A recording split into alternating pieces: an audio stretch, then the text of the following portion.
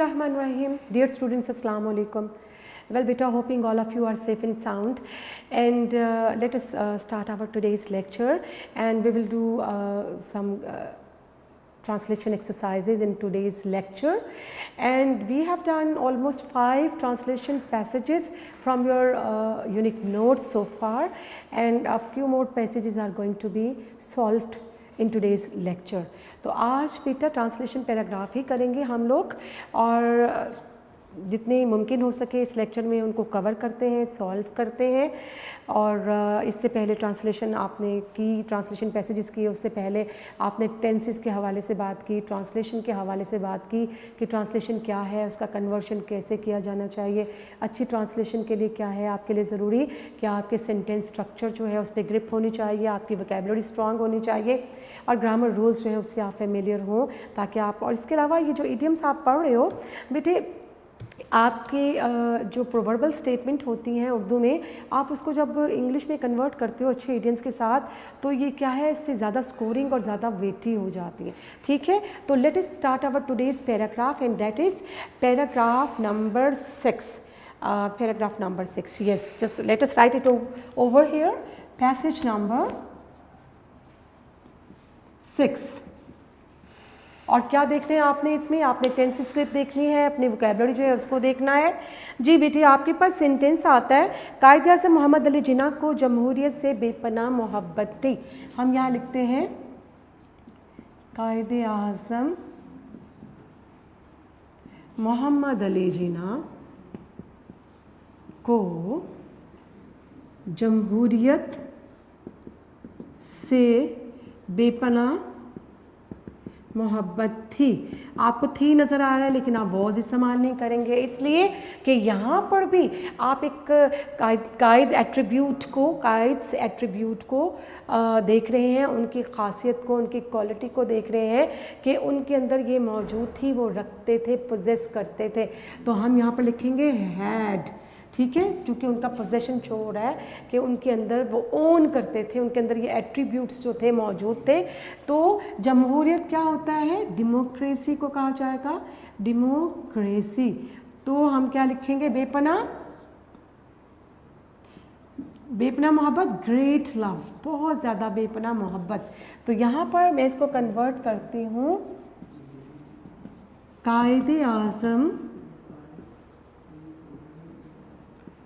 मोहम्मद अली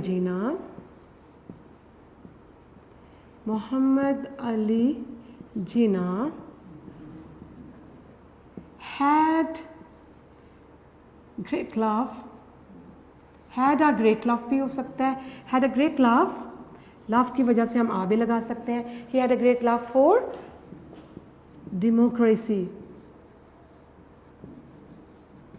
ठीक हो क्या, Quaid-e-Azam Mohammad Ali Jinnah had great love for democracy. आगे है, वो आमरीत की सभी शक्लों से नफ़रत करते थे. यहाँ लिखते हैं वो आमरीत की सभी शक्लों से नफ़रत करते थे. आमरीत क्या होता है बेटा, डिक्टेटरशिप. डेमोक्रेसी के अपोस्ट डिक्टेटरशिप. ठीक है, सभी शक्लें, सभी क्या होगा, ऑल, और फॉर्म्स FORMS, फॉर्म्स होगा शक्लें, और ते थे past indefinite tense, and your verb is hate, और हेट की second form hated. He hated all the forms of dictatorship. इसको आप कैसे करेंगे बेटा, कि he hated all forms of, जी बेटा, ही हेटेड, करते थे past indefinite tense, second form of the verb. He hated all forms of dictatorship. जी बेटी, आप फर्स्ट टर्म कर रहे हैं. फर्स्ट टर्म में हमें पैराग्राफ करने हैं 33, क्योंकि आपके टोटल पैराग्राफ है 66, और हम कर रहे हैं आप पैराग्राफ नंबर 6. ठीक है जी, इंशाल्लाह ये इस तरह से कंप्लीट होते चले जाएंगे. इसको मैं रेज़ कर रही हूँ बेटे, मज़ीद जो है वो आपको लिखवाती हूँ. इसी पैराग्राफ को हम आगे लेकर चलते हैं. मज़ीद और क्या सेंटेंसेस लिखे हुए हैं. जी बेटे, वो हर आदमी के बुनियादी हकूक़ पर यकीन रखते थे। वो हर आदमी के बुनियादी हकूक़ पर यकीन रखते थे। थे फिर पास्ट इंडेफिनिट टेंस और यकीन रखना वर्ब है इसमें, तो क्या आ जाएगा? बिलीव्ड। ही बिलीव्ड इन किसी चीज़ पर यकीन रखना। और बुनियादी हकूक़ बेसिक राइट्स। और हर आदमी क्या होगा? Every individual. और वो ही, और पास्ट इंडेफिनिट टेंस है, तो मैं लिखती हूँ ही सब्जेक्ट, ये वर्ब आ गया। He believed in the basic rights of every individual. He believed in the basic rights of every individual. जी बेटा, नेक्स्ट देखते हैं। उन्होंने अपनी कौम से कहा था। उन्होंने अपने से कहा था, फिर पास्ट इंडेफिनिट। से, टू से मीन कहना, और सेड इसकी सेकंड फॉर्म हो जाएगी सेड। तो ही सेड टू हिज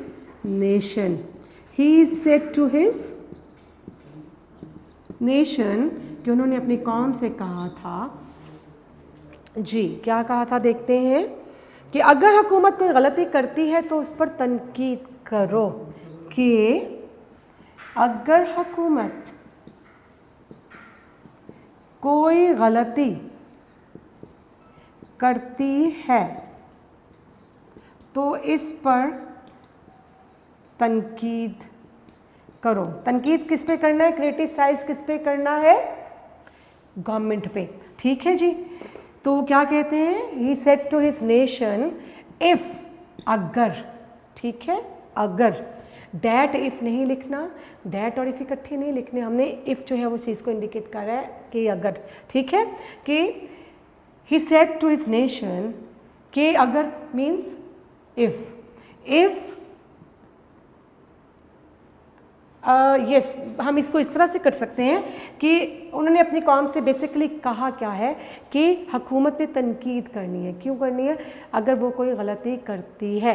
तो he said to his nation to criticise the government, कि गवर्नमेंट पे तनकीद करो। क्यों करनी है? अगर। अब सवाल पैदा होता है, इफ़ इट, बेटा टू मेक अ मिस्टेक होगा, गलती करना। टू कमिट अ मिस्टेक भी हो सकता है, टू मेक अ मिस्टेक भी हो सकता है।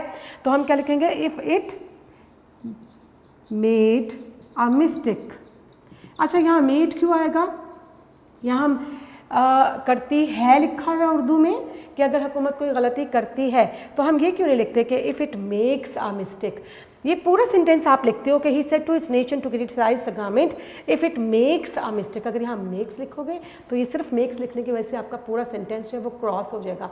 It will carry no marks for you. ठीक है, तो आप देखिए बेटे, आपका जो सेंटेंस पूरा कंप्लीट है। उन्होंने अपनी कौम से कहा था कि एक क्लॉज आ गई कि अगर हुकूमत कोई गलती करती है तो इस पर तनकीद करो। ठीक है बेटा, जब ये एक सेंटेंस में पास्ट वर्ड, फर्स्ट वाला पास्ट वर्ब आ गया तो आगे उसकी जितनी भी क्लॉजेज हैं, एक क्लॉज है, दो क्लॉज हैं उस सेंटेंस की, उसके वर्ब्स ऑटोमेटिकली पास्ट में चले जाएंगे, उनके वर्ब ऑटोमेटिकली पास्ट में चले जाएंगे।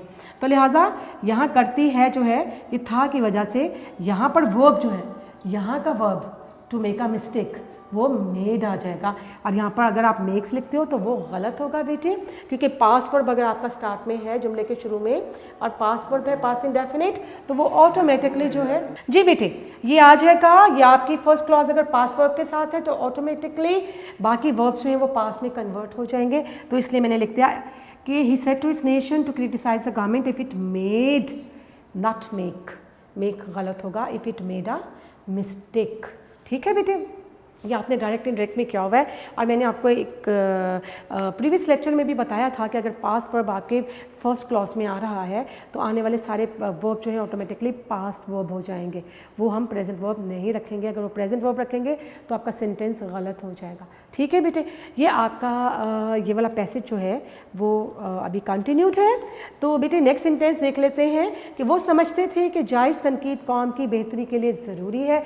सेम चीज़ को फॉलो करेंगे इस सेंटेंस में भी। इसमें भी आप वर्ब देखिएगा, इसमें भी देखिएगा सेंटेंस में कितनी क्लॉजेस हैं और हमें किस तरह से वर्ब्स को प्रेजेंट पे रखना है या पास्ट में रखना है। ये जो आपको समझाया गया है कि आपकी फर्स्ट क्लॉज जो है अगर पास्ट वर्ब है तो rest of the clauses of the same sentence are going to be converted into past verbs. ठीक है जी, आपका सेंटेंस आ गया। वो समझते थे कि जायज़ तनकीद कौम की बेहतरी के लिए ज़रूरी है। वो समझते थे कि जायज़ तनकीद कौम की बेहतरी के लिए ज़रूरी है। Is am, simple is am are का इस्तेमाल है इसमें और समझते थे। ठीक है, इज़ एम आर का इस्तेमाल है, यहाँ लिखा हुआ है वो समझते थे। तो फर्स्ट क्लॉज आपकी आ गई पास्ट इंडेफिनिट टेंस में थे। तो समझना क्या होता है, कंसिडर्ड भी हो सकता है, थॉट भी हो सकता है, सोचना समझना, रिगार्डेड भी हो सकता है। ठीक है, तो जायज़ तनकीद क्या होगी, फेयर क्रिटिसिज्म। कौम की बेहतरी क्या होगी, for the betterment of the nation. और ज़रूरी क्या होगा, असेंशियल। और यहाँ आपने इज़ लिखना था लेकिन इज़ नहीं आ सकता क्योंकि आपकी फर्स्ट क्लॉज है पास्ट इंडेफिनिट टेंस में। ऑटोमेटिकली आने वाली वर्ब हेल्पिंग वर्ब जो है पास्ट हो जाएंगे। तो ये वॉज नहीं है, ये यहाँ पर बन जाएगा इज़ नहीं है, ये बन जाएगा वॉज। ये आपकी मेजर मिस्टेक होती है ट्रांसलेशन में, इसको जहन में आपने रखना है। तो ही थॉट, ही रिगार्डेड, हम कुछ भी लिख सकते हैं। आपके पास वोकैबुलरी की जब चॉइस आ जाती है तो that is entirely up to you to select the word whatever you want. He regarded that fair criticism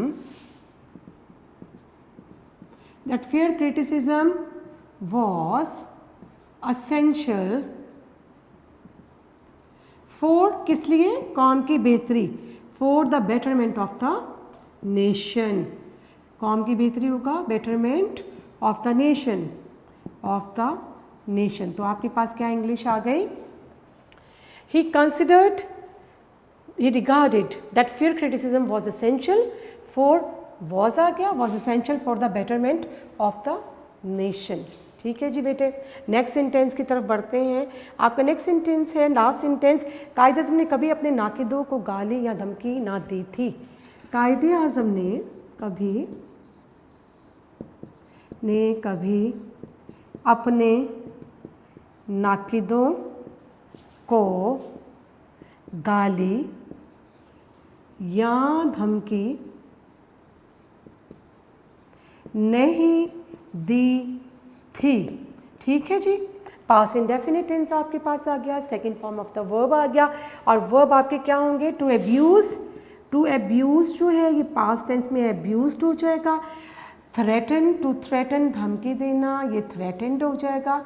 यहाँ मैं इसकी फर्स्ट फॉर्म लिख रही हूँ, टू थ्रेटन और टू एब्यूज़। ठीक है, टू थ्रेटन, टू एब्यूज़। और नाकिद कौन होंगे, नाकिद हैं तनकीद निगार, तनकीद करने वाले, तो इनको हम कहते हैं क्रिटिक्स। और कभी होगा नेवर। तो कायदे आज़म नेवर एब्यूज्ड, हम लिखते हैं कायदे आज़म नेवर abused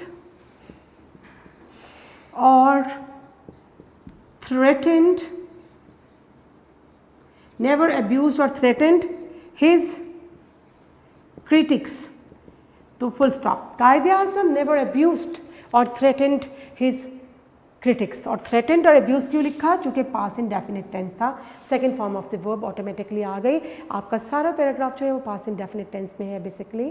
ठीक है बेटे, ये आपका पैसेज नंबर 6 जो है we got it completed in today's lecture. तो let us move to another passage, that is passage number 7। Passage number 7 जो है उसे भी आज हम लोग करते हैं इस लेक्चर में।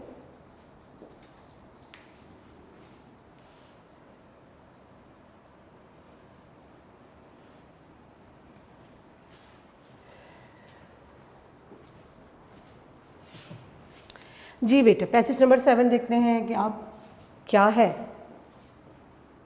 पैसेज नंबर 7 जो है उसमें जी आपके पास the very first sentence in this passage is, Allama Iqbal को मुसलमानों की गुर्बत और पसमानदगी का बड़ा दुख था। अल्लामा इकबाल को मुसलमानों की गुर्बत और पसमानदगी का बड़ा दुख था। वॉज, ठीक है। और दुख होना ग्रीव एट, दुख होना ग्रीव एट, और चूंकि पास्ट टेंस है वॉज है तो अपने साथ ये लेगा थर्ड फॉर्म, तो ग्रीव्ड एट आ जाएगा। Allama Iqbal was grieved at. और मुसलमानों की गुर्बत, द पॉवर्टी, गुर्बत क्या होगा? Poverty of the Muslims, poverty of the Muslims. And what is the synonym for the word पसमानदगी? It means backwardness, it is backwardness, ठीक है। और बहुत ज़्यादा को मुसलमानों की गुर्बत और पसमानदगी का बड़ा दुख था, बहुत ज़्यादा। इसके लिए हम क्या इस्तेमाल करेंगे? Exceedingly, immensely, extremely. इसमें से आप जो चाहे ले सकते हैं। आप लिख सकते हो इमेंसली, एक्सीडिंगली, और another word is extremely, extremely. तो मैं इसको ट्रांसलेट करती हूँ पास्ट टेंस में कि अल्लामा Iqbal was immensely, greatly, extremely grieved at, extremely grieved at what? At the poverty and the backwardness of whom? Of the Muslims, of the Muslims. So your sentence is, Allama Iqbal was extremely, immensely grieved at the poverty and the backwardness of the Muslims, right? The very next sentence is, आपने हिंदुस्तान के मुसलमानों में आज़ादी हासिल करने का जज्बा पैदा किया। लिखते हैं कि आपने मुसलमानों में आज़ादी हासिल करने का जज्बा पैदा किया। सब पास इंडेफिनिट टेंस फिर आ गया आपके पास, और second form of the verb. तो हम क्या देखते हैं?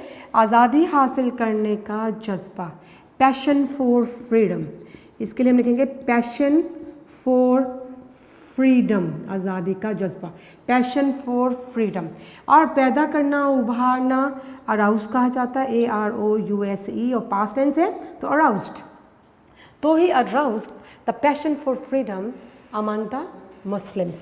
लिखते हैं ही अराउज्ड, ही सब्जेक्ट और ये वर्ब आ गया, he aroused the passion for freedom.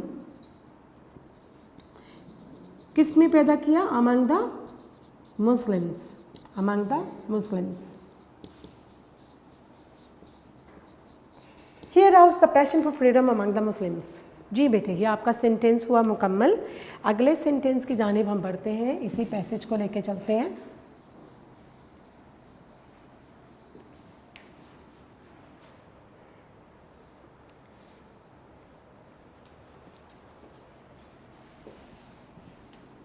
जी, आपका नेक्स्ट सेंटेंस क्या है जी, देखते हैं कि आपने अपने अशार से कौम में एक नई रूह फूंकी।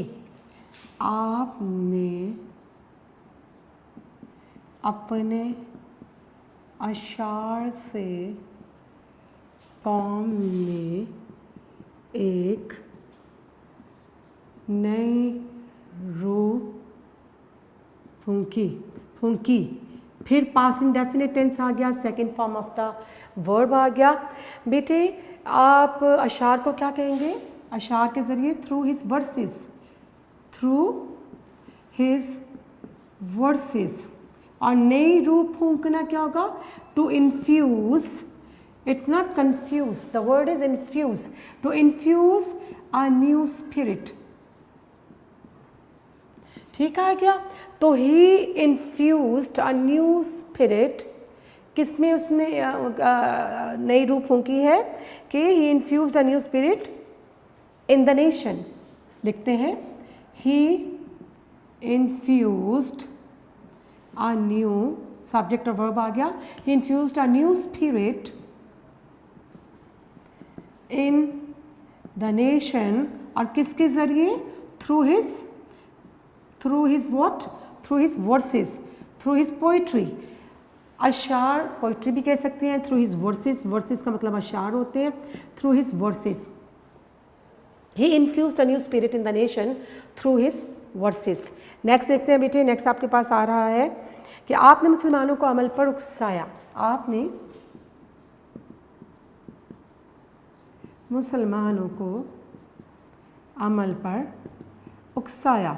उकसाया क्या होता है? ये उकसाया यानी कि पास्ट इंडेफिनिट टेंस, अलिफ छोटी है बड़ी है पास्ट इंडेफिनिट टेंस में आते हैं। और पास्ट का वाक्य आपके पास आ रहा है। उकसाया का मतलब होता है अर्ज्ड, अर्ज्ड भी होता है मोटिवेटेड। जी, अमल क्या होगा? To action, to action, action को अमल कहा जाएगा। तो he motivated the Muslims to action, he motivated और urged the Muslims, he urged the Muslims to action, to a life of action भी लिख सकते हैं, टू एक्शन भी कंप्लीट मीनिंग को कन्वे कर रहा है कि अमल के लिए उकसाया। आपकी शायरी उम्मीद से भरी है। आपकी शायरी उम्मीद से भरी है। ये सिंपल इज़ एम आर का इस्तेमाल है, simple is am are, is आ जाएगा। और भरी होना फुल ऑफ, फुल ऑफ। और उम्मीद क्या होगा? होप। और शायरी क्या होगा? पोइट्री। और आप जो है आप, तुम्हारी, आपकी या इस तरह की बात कर रहे हो तो उसको कन्वर्ट करते हैं हम थर्ड पर्सन में। आपकी शायरी उम्मीद से भरी है तो his poetry is full of what? Full of hope. His poetry is full of hope. जी बेटे, ये आपका हुआ कंप्लीट यहाँ तक। और मज़ीद जो है इसके अशार को हम लोग, he infused a new spirit in the nation through his verses, he motivated और urge the Muslims to action, full stop. His poetry is full of hope. जी बेटा, अभी इस बोर्ड पे आपने यहाँ तक ट्रांसलेशन की है इस पैराग्राफ की, और इसके अभी लास्ट लाइंस जो हैं अभी वो बाकी हैं, वो भी हम लोग लिखते हैं और बेटे इसको ट्रांसलेट कर लेते हैं लास्ट लाइंस को भी। ठीक है, लास्ट लाइंस क्या हैं आपके पास? आपने हिंदुस्तान के मुसलमानों के लिए एक अलग वतन का मुतालबा किया। आपने हिंदुस्तान के मुसलमानों के लिए एक अलग वतन का मुतालबा किया, पास्ट इंडेफिनिट टेंस। और वर्ब क्या है? मुतालबा करना।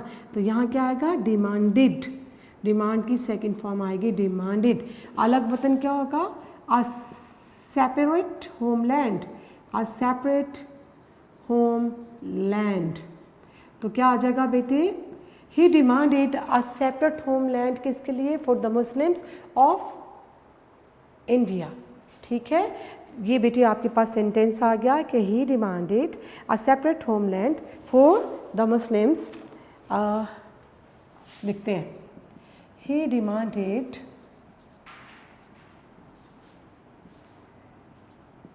a separate homeland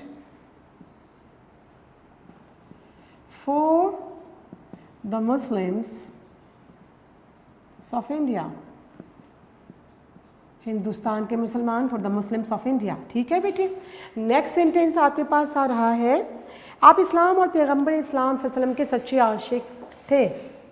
आप इस्लाम और पैगंबर इस्लाम सल्लल्लाहु अलैहि वसल्लम के सच्चे आशिक थे। सच्चे आशिक क्या होते हैं? अ true devotee, a true devotee. He was a true devotee of Islam and पैगंबर इस्लाम क्या होगा? द होली प्रॉफिट सल्लल्लाहु अलैहि वसल्लम। थे simple is am simple was were का इस्तेमाल, uses of was and were. तो he was a true devotee, a true lover, a true devotee of or lover of Islam and और किसके? पैगंबर इस्लाम and the prophet Muhammad sallallahu alaihi wasallam and the prophet Muhammad sallallahu alaihi wasallam। ये ज़रूर लिखा करें बेटे सल्लल्लाहु अलैहि वसल्लम जब भी रसूलुल्लाह सल्लल्लाहु अलैहि वसल्लम का जिक्र आता है। ठीक है जी। He was a true devotee of Islam and the prophet of Islam Muhammad सल्लल्लाहु अलैहि वसल्लम and the prophet of Islam Muhammad and prophet Muhammad सल्लल्लाहु अलैहि वसल्लम। जी बेटे लास्ट लाइन आपकी इसी पैराग्राफ में है आप एक अजीम फ़लसफ़ी भी थे। आप एक अजीम फ़लसफ़ी भी थे। आप अजीम फ़लसफ़ी, अ ग्रेट फ़िलोसोफर भी थे। सिंपल वॉज वर। अजीम फ़लसफ़ी क्या होगा? A great philosopher, a great philosopher, PHILOSOPHER, philosopher. He was also, लिखती हूँ मैं, he was also a great philosopher, a great philosopher. ठीक हो गया जी। He was also a great philosopher. और फिर है हमें अपने कौमी शायर पर नाज है। हमें अपने कौमी शायर पर नाज है। Simple is am are. Proud of होता है टू फील प्राउड ऑफ, नाज होना, फ़ख्र होना। तो we are proud of, we are proud of what? Proud, P-R-O-U-D, proud of our, and कौमी शायर national poet, we are proud of our national poet। So here this paragraph comes to an end and we have done almost 7 paragraphs so far। तो let's come to the next paragraph, that is paragraph number 8। Paragraph number 8 देख लेते हैं। उससे पहले ये board पे जो translation की गई है मैं एक दफ़ा इसको फिर रिवाइज़ करवा देती हूँ। He demanded a separate homeland for the Muslims of India. He was a true devotee of Islam and the Prophet Muhammad sallallahu alaihi wasallam. He was also a great philosopher and we are proud of our national poet.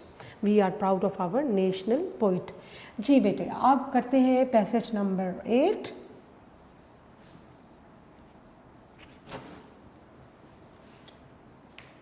बेटे आप जितनी practice करोगे translation passages की उतनी ही आपकी grip आएगी।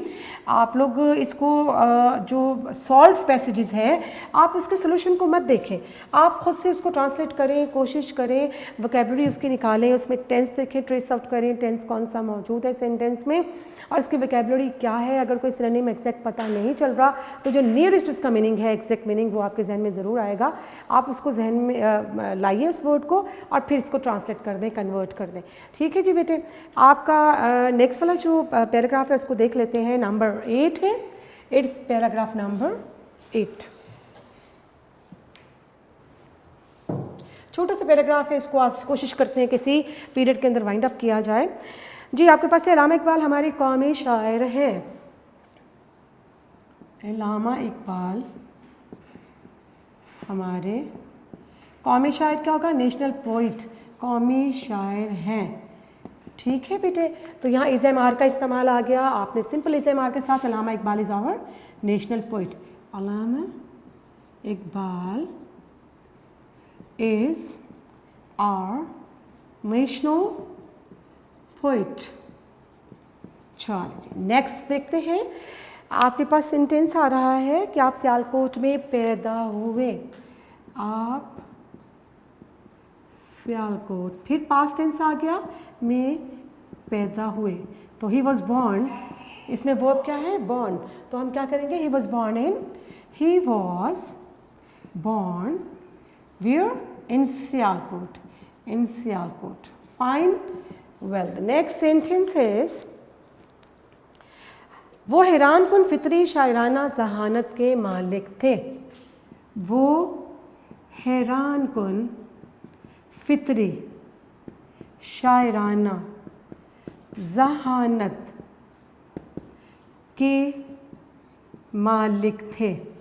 यहाँ verb क्या होगा? टू पोजेस, कोई चीज़ पोजेस करना, ओनरशिप में होना, कोई क्वालिटी रखना। मालिक थे, पास इन डेफिनेट टेंस। पोजेस का मतलब मालिक होना, तो पोजेस्ड आ जाएगा। तो ही पोजेस्ड। हैरान कुन क्या होता है? Amazing, amazing. और फितरी क्या होगा? Natural, natural. और शायराना क्या होता है? पोइटिक। और जहानत क्या होगा? जहानत इंटेलेक्ट, और you can use sagacity, intellect, brilliance and also genius. Genius vocabulary आपके पास आ जाती है वर्ड्स की, आप उसमें से सिलेक्ट कर सकते हो। तो हम क्या लिखेंगे? He possessed, past indefinite tense, second form of the verb.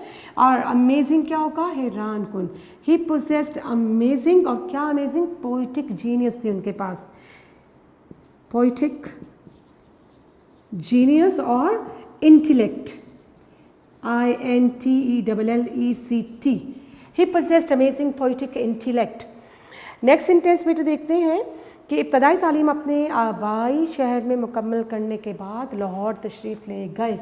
जी लिखते हैं, इब्तदाई तालीम अपने आबाई शहर मुकम्मल करने के बाद लाहौर तशरीफ़ ले गए।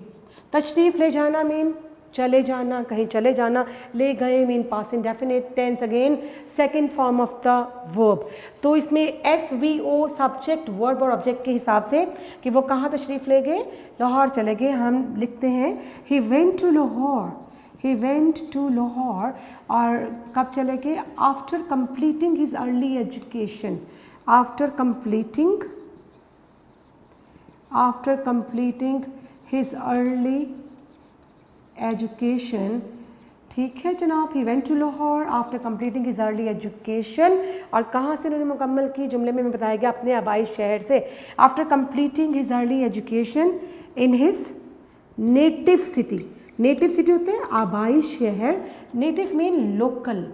ठीक है, नेटिव सिटी। तो he went to Lahore after completing his early education in his native city. जी बेटे ये आपने लिख लिया। इसके बाद है इल्म की तलाश आपको बदेसी मुल्कों में ले गई। हम यहाँ लिखते हैं इल्म की तलाश।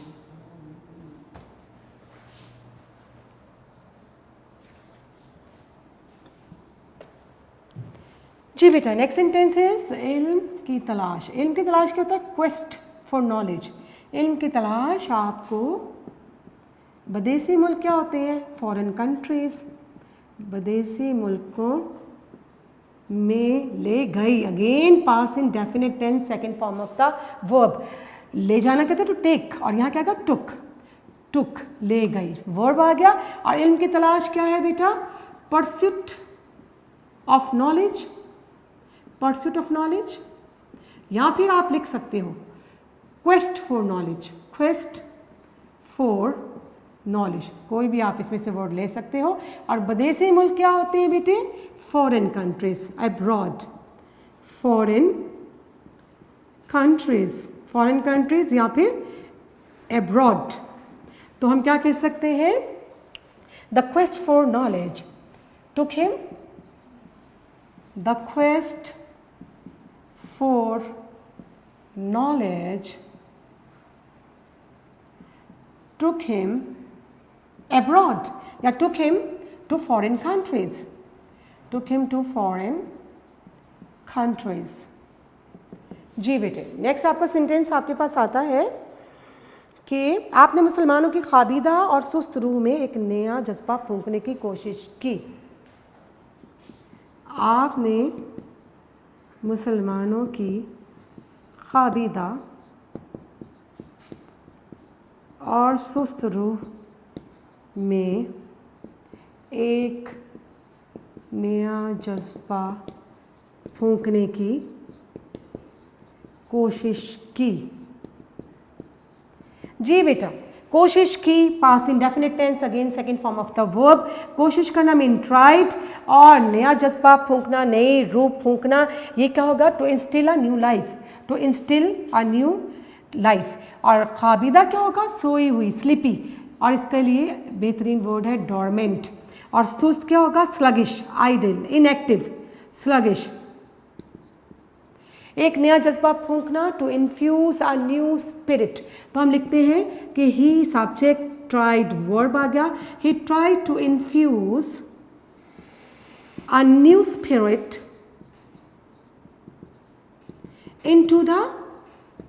into the dormant